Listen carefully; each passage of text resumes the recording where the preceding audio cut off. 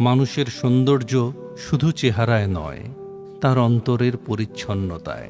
সুন্দর একটি অন্তর কখনো অন্যের কষ্ট দেখে আনন্দ পায় না, বরং নিঃশব্দে পাশে দাঁড়ায়। সে ক্ষমা করতে জানে, ভালোবাসতে জানে, ভুল স্বীকার করতে জানে। সুন্দর মনের মানুষ অন্যের সাফল্যে ঈর্ষান্বিত না হয়ে আনন্দিত হয়। তার কথায় থাকে মায়া, আচরণে থাকে বিনয়, আর হৃদয়ে থাকে মানুষের জন্যে ভালোবাসা।